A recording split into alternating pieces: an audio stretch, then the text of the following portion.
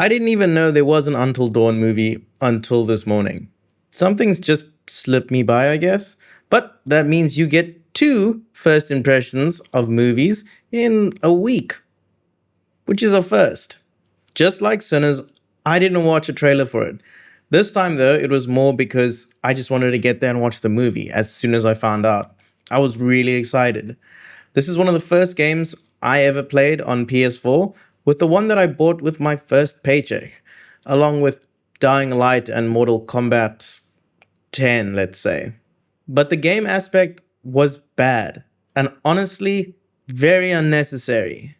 Firstly, this is not a retelling of the game. According to Wiki, it's set in the same universe, so I would guess this happens sometime after the first game. Basically, some young adults go on a trip to visit one of their missing sisters' last known locations. They get caught in a mysterious storm and then are stuck in the Twilight Zone and have to survive until dawn. When they die, they respawn, but if their sanity meter depletes, they are enveloped by the nightmare. Conceptually, the movie doesn't seem creative, but I think they pulled it off really well. All the aspects that weren't Until Dawn related, they did pretty well. Then about halfway through the movie, they start force feeding the game aspects or parts of the game lore, kind of like feeding a 5-year-old broccoli, with similar results. It's not good. It actually derails a lot of the narrative built up until that point. There were subtle references to the game, which was really fun. I found myself whispering to the petrified couple next to me, "Hey, I get that reference." But even as a broad concept, Until Dawn is a game that is unforgiving in killing your characters if you make mistakes. This seems like the exact opposite. Did the story writers hear game and think, respawn mechanics? What I enjoyed about Until Dawn the game is that there is a supernatural element to it, but the rest of the game is grounded in reality. In the movie, anything flies, even the people. There's even a character that's psychic. There's just a lot of horror elements that are pure separation from the game.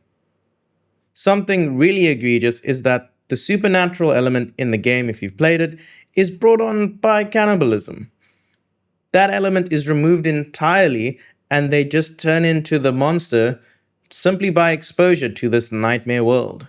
The fun thing about the game as well is that it gives you tidbits of information if you look for it and you search for it, and maybe pockets of more information if you've collected enough to get that kind of insight. In the movie, there's just a lore drop right in the middle, and it really is jarring. And I'll expand on that a little bit later. That's all I'll do comparing the movie to the game. As a standalone horror movie, it was pretty good. It had its highlights. I don't usually watch a lot of horror movies, so I shat myself. Watching Sinners last week, which was advertised as a horror, made me let down my guard because it was not. It was more of a thriller, which I really enjoyed. But it made me think I could do this. I could not.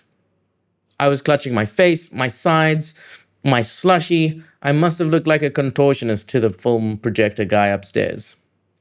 There was a lot of jump scares, there was a lot of gore, there was a lot of things that made my skin crawl. Good job, horror movie. But the impact and tension did lessen as the movie went on. I think the characters did say it best when they realized that every night they experienced something different, because horror, you get used to it. You need to be surprised. Otherwise, there's no shock factor.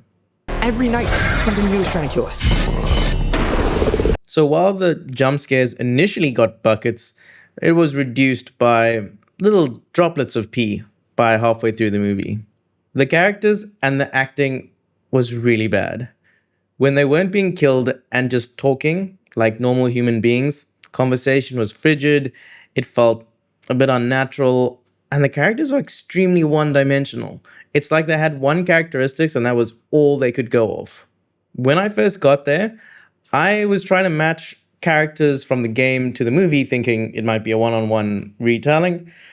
And when I realized there were a lot less characters, I thought, wow, this is a great opportunity to maybe flesh them out even more. But that didn't really happen. They were flat, I had no emotional connection to them, and again, very one dimensional in many ways. They were also stupid. I didn't really care about them. So when they died multiple times and respawned, that was fine. I didn't even care that they were in pain or anything like that. In fact, it might have helped there because the deaths were fun and creative. It was very cool. The bathroom scene in particular was really funny and had the entire theater cackling. When you watch it, you'll know what I mean. Something that I will also mention is that the set and the costume design was really good. Initially, I thought it was kind of shallow, but as the movie went on, I could definitely see the inspiration from the game, through the atmosphere, through the backdrop, and through those hallways.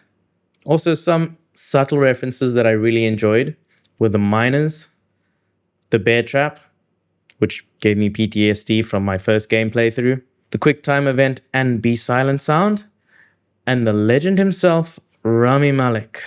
The therapist making a return was cool because his voice and accent are amazing, but I was disappointed that he was more of an antagonist here. In the games, I felt that he was very creepy and scary, but by no means evil. I actually thought he was kind of guiding you and helping you get to the right path. I don't really like how the movie took that aspect and made him the bad guy. Also, making him a doctor for the sanatorium, the crazy house, that was a bit weird. I feel like that really does mess with the established lore already from the game. But anyway, I didn't like that he was bad. And I didn't like that his motivation for being bad was, I'm evil. Also, he just wasn't affected by anything, which seems very strange. I mean, it does seem apparent by the end of the movie that he was just a normal human being, but he could exist in this world almost as an overseer. A bit strange. When the movie ditches its unique Groundhog Day vibe and narrative element, that's where I think it really suffers, because suddenly you're expected to care about the characters and believe that there's actually an underlying plot that's important. There's nothing, so it really falls off the face of a cliff.